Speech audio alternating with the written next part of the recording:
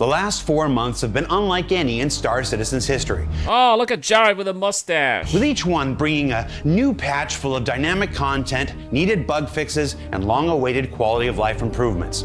From December's 4.0, which finally brought our second star system to life, to picking a side in the ongoing fight for Pyro in January's 401, then building up the war chest for the continuing battle against the Frontier Fighters in February's 402 Supply or Die event, it's been one non-stop adventure in Pyro. Yeah, except that it wasn't working very well, right? Last time I did Supply or Die with the Ride Club, we put our supplies in the freight elevator and then they disappeared.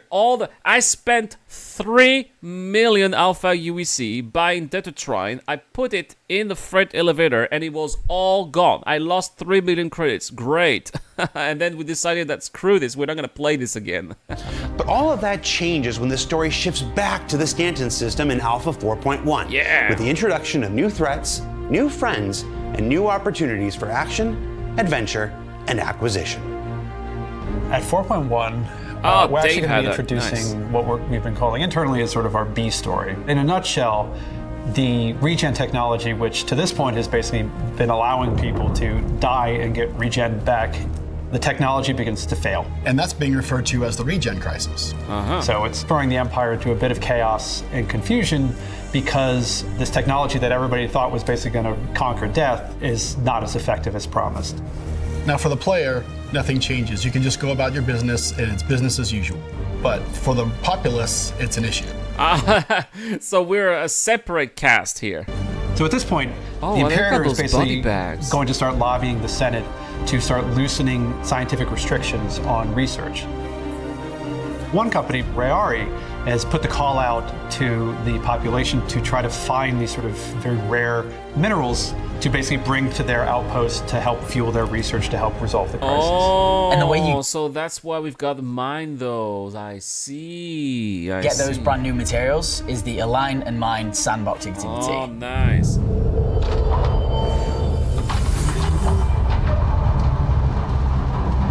Sorry, allergies. So there's a reason why we're doing this. All right. So Align and Mine starts with these new facilities that are placed across 2 planets, Daymar and Aberdeen.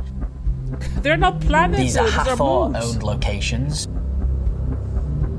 Hatheror is sort of an older company. Basically, they were kind of a mining consortium.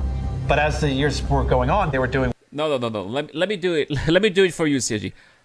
Hatheror was first introduced in Theaters of War, but Theaters of War was cancelled, so we're putting all the assets of Theaters of War into the PU, which, by the way, is a smart move. Worse and worse and worse. They took their time. The idea was that Stanton was relatively recently discovered, and the facilities that Hatheror built here were basically their last gasp.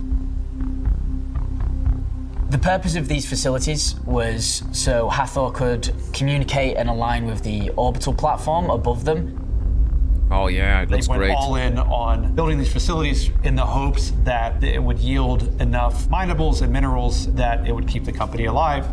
Sadly, they were sort of mistaken and the company folded.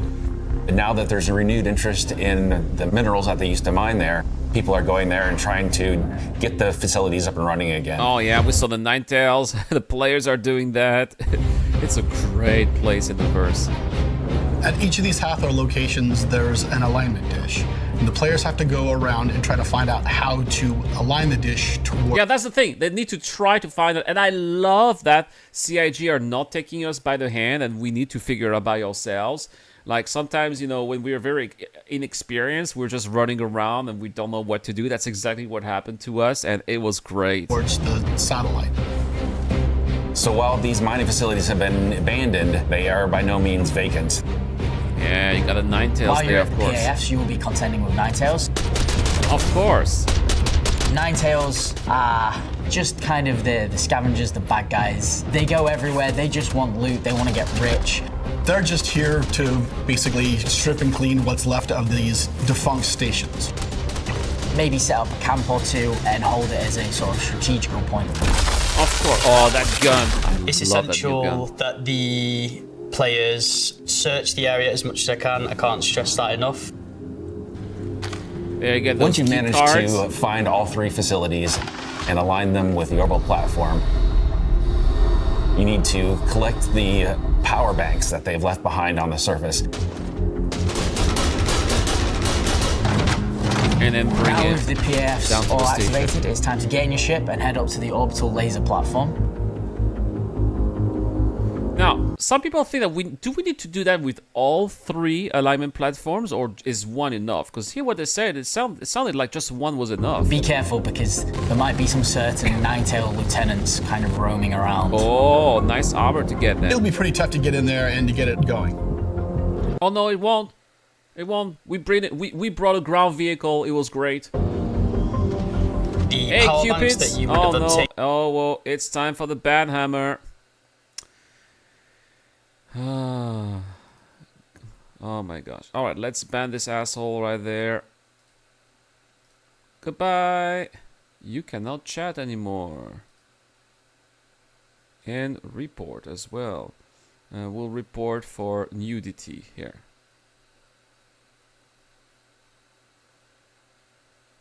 No, sorry about this. I had to report a bot. There we go. All right, let's continue. At the platform alignment facilities need to be inserted into their slots at the orbital laser platform. Players can head inside, fighting through, again, more nine-tails while they try to get to this terminal in the middle. Yeah, so you have to power it on, and then once it's powered, you need to go That inside, will right? charge the laser, and players should see a really cool effect in their environment to signify that this laser is Oh, ready it's like to the be Death fired. Star laser. So once you've armed the laser and it begins its sort of initiation sequence, Oh, yeah. you then have to go back down to the surface. Near where the impact is going to be, you'll be able to see this because it will be a crater. There will be a bunker nearby. This bunker is where you will do the final. There's gonna be a bunker, right? We need to go to the bunker.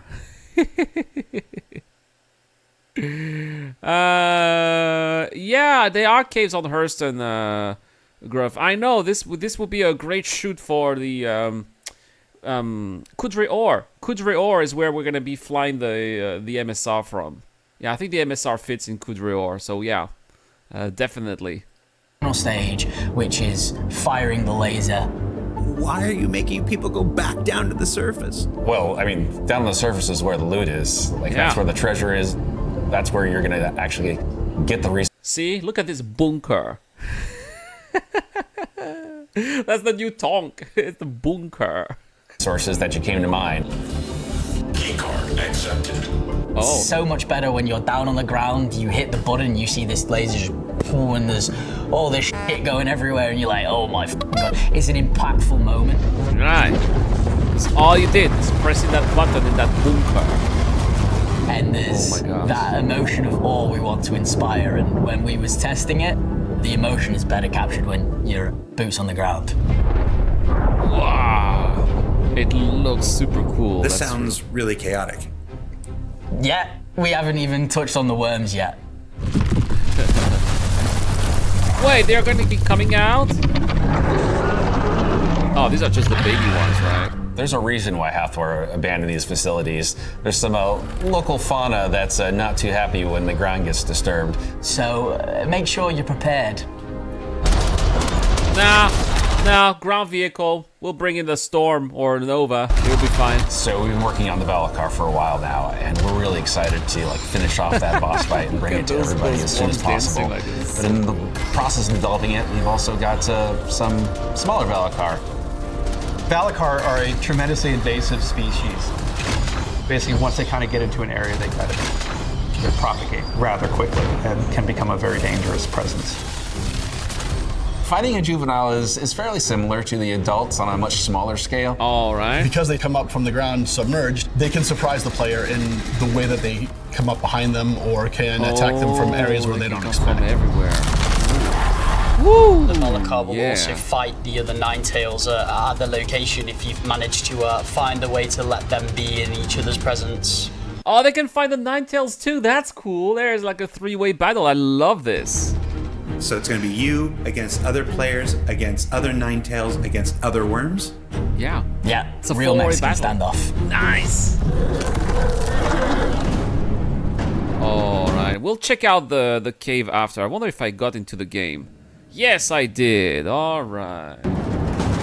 So when the lasers finish firing, it will have mined into the surface of this planet, which will reveal a cave network. Ah, yes. Inside this cave are 3 new mineable types. Oh, they also have the juvenile It's a fight for Valakars. whoever can get the goods out of that cave as fast as possible and as safely as possible. We are in Stanton, so if you're gonna fight some other players, beware of crime stats. Yes, crime stat. Now, question: how long does the cave stay open? Can you get trapped inside the cave if it closes? Then you get to choose, do you want some interesting random loot from the collector, or do you want to just get credits?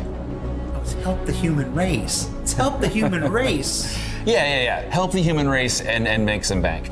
Yeah, how about both? Or you collect for While this both, is happening, the collector Van and the System Rayari. actually has an exciting new resident. We've introduced our first Banu. His name is Wiccolo. Yeah!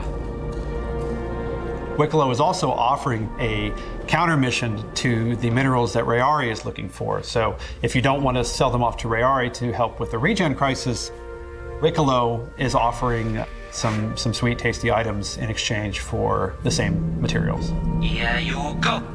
Bring chip in. Wiccolo recently retired, Banu equivalent of retirement, from a fabrication facility in the Banu Protectorate. He loves people, he loves humans, so he decided He loves people, he loves humans. I love those Banus. They seem like really cool fellows. I don't know what you guys think about those Banus, but they seem like they're very friendly. They love move to human space and set up sort of a fabrication shop / trading site location for the kind of players thing to that go does visit, everything. and basically he can kind of make you some cool stuff if you bring him what he needs. One of the things with the Banu was they always try to be the least threatening thing in the room. I always equate them to sort of the golden retriever of our aliens. So they're everybody's friend until they're not. Yeah, until they're not, right, exactly. Oh, they got a Vendel skull. Wiccolo's Emporium, there are 3 of them in different areas of Stanton. You'll be able to find these on your star map. This is where Wiccolo has set up shop. The unique thing about Wiccolo is he'll never pay you any money because he's got a load of shit in his warehouse that he'd rather give you instead. The collector offers everything from armor pieces. Wait a second, what was that? Disco was here. The collector offers everything from armor pieces to skins to weapons. Really pretty. What? What? Oh, I'm gonna have to reshoot Star Citizen Wars if this is in. Solid build, but also fun to make. And other cool little surprises. Even spaceships. Even spaceships, big ones. Oh yeah. I'm incredibly excited. It is quite a defining Manchester. moment for a space game. Wait a second. Manchester, there you go, you got CIG's office right there. I'm incredibly excited. It is quite a defining moment for a space game to finally get an alien.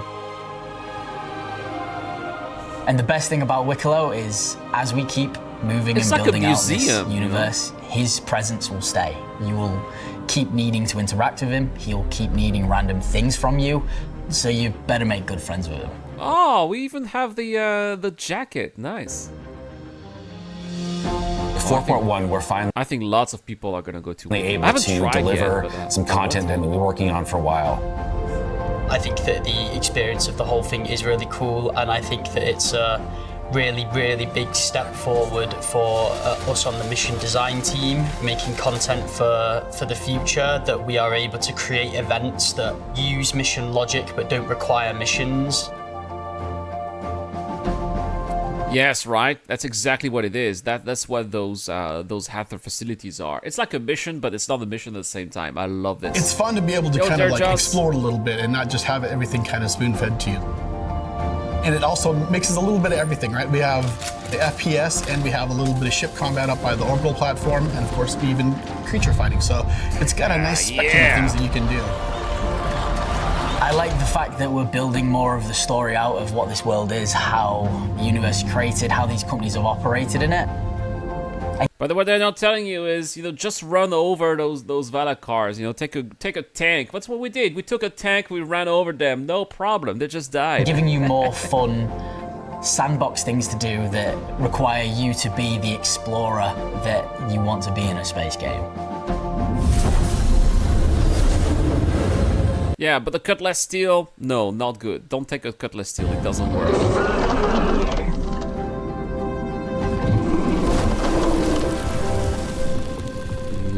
And with 4 patches in as many months, the introduction of a new ongoing persistent sandbox with a line in mind, the arrival of our persistent universe's first non-human character, a new system for acquiring rewards, brand new mining vehicles, and the beginning of a second ongoing narrative that's threatening the lives of NPCs everywhere. Yeah, I like how they say NPCs but no players. I was thinking, oh, are we gonna finally get Dave for the Spaceman, right? Are we gonna get... No. And no, I've seen the post. It's not Death of a Spaceman, not yet, or not soon. We're playing a really... Guys, I swear I did not watch this episode before. I didn't know he was gonna say that. Long game here. It's an exciting time for Star Citizen, and one that we're all super excited to share with you. So for Inside Star Citizen, I'm Jared Huckabee. As always, thanks for letting us share the people and process of game development with you, and we'll be right back here in just a few weeks with even more looks at the future of our persistent universe. Why, is he gonna take another hiatus? Oh, come on. Oh, what's coming up here? Oh, that's Tessa Bannister right there, or Bannister, we should say.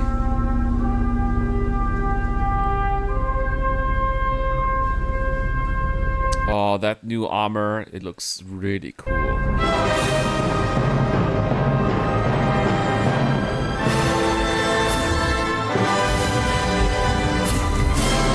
Wait, how many seats are there in that Rock D? That's ridiculous.